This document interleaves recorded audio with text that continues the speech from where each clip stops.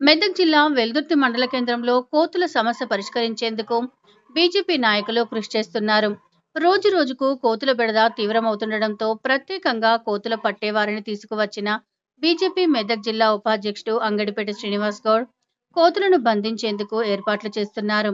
ఆంధ్రప్రదేశ్ రాష్ట్రం తిరుపతి నుండి వచ్చిన ప్రత్యేక బృందం గ్రామంలో కోతులను బంధించేందుకు చర్యలు చేపట్టారు. వాటిని బంధించిన అనంతరం నల్లమల్ల అడవి ప్రాంతంలో తరలించేందుకు ఏర్పాట్లు చేస్తున్నామని బీజేపీ నాయకులు తెలిపారు.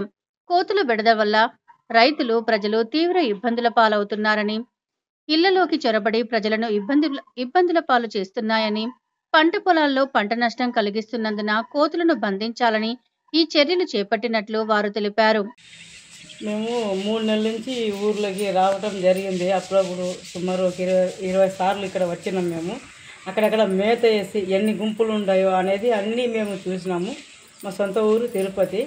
మేము ఇక్కడ జగిత్యాలలో పని చేస్తున్నాము. అక్కడి నుంచి వచ్చి చూస్తున్నాము. చూసి అంతా ఓకే చేసి సార్ వాళ్ళతో మాట్లాడినాము. మేము మొత్తం అంతా చూసినాము. అక్కడక్కడ ఏరియాలో అక్కడక్కడ మేత పెట్టి అవి అన్నిటికీ అలవాటు చేసి ఎన్ని గుంపులు ఉన్నాయి అనేది చూసినామని. మొత్తం లక్షల్లో పని అయితే కోతులు అయితే మస్తుగా ఉంది. వేలల్లో ఉన్నాయి కోతులు అయితే మొత్తం అక్కడక్కడ మొత్తము అంతా పట్టించేదానికి సార్ వాళ్ళు మమ్మల్ని పిలిపిస్తున్నారు. రేట్ అవంతా మాట్లాడడానికి ఆల్రెడీ మేము మొత్తం ఊరంతా తిరిగి చూడటం అయిపోయింది.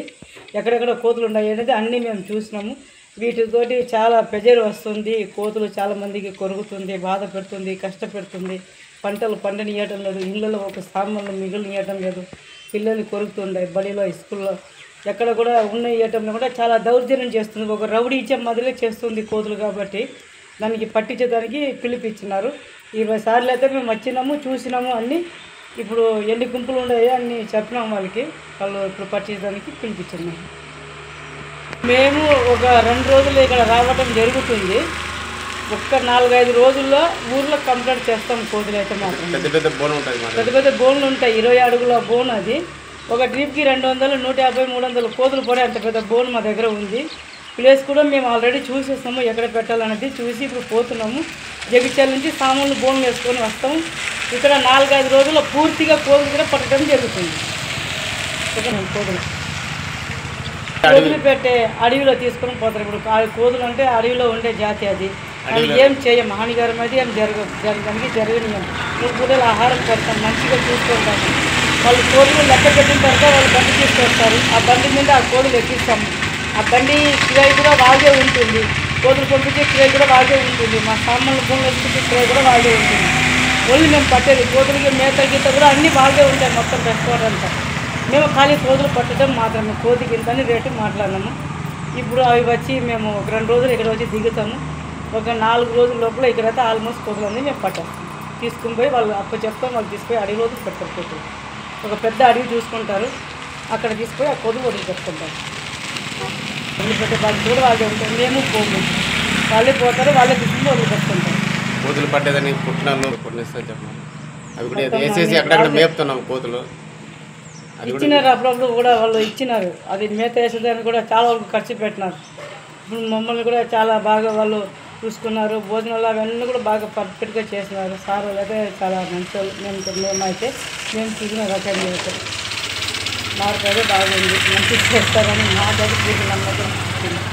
ఏదైతే ఈ కోతుల నుంచి ప్రజలకు అనేక ఇబ్బందులు గురవుతుంది. ఎందుకంటే కోతులు రైతులను విత్తనాలు వేయంగానే విత్తనాలు తినేస్తున్నాయి. అయితే పంటలు ఖరాబ్ చేస్తున్నాయి. ఇళ్ళల్లో ఏదైతే వస్తువులు ఉన్నాయో తీసుకొని పోయి తింటున్నాయి. చిన్నపిల్లలను, పెద్దలను అందరినీ కరుస్తున్నాయి.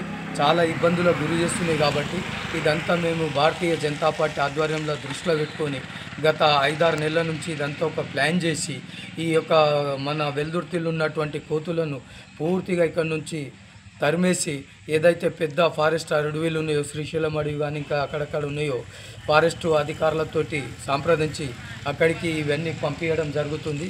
బోన్ల ద్వారానే ఇవన్నీ పంపించడం జరుగుతుంది. గతంలో కూడా ఈ కోతులు పట్టేటోళ్ళు ఇక్కడికి ఒక 15-20 సార్లు ఇక్కడికి వచ్చిర్రు. వాళ్ళను వీళ్ళ కంట్రోల్కి తీసుకురు. వీళ్ళు చెప్తే వినే విధంగా కోతులను తీసుకురు. కాబట్టి ఒక వారం 10 రోజుల లోపల ఈ కోతులు ఇక్కడ నుంచి కంప్లీట్ వీళ్ళు పట్టి వేరే పెద్ద అడవిలకు తరలించడం జరుగుతుంది.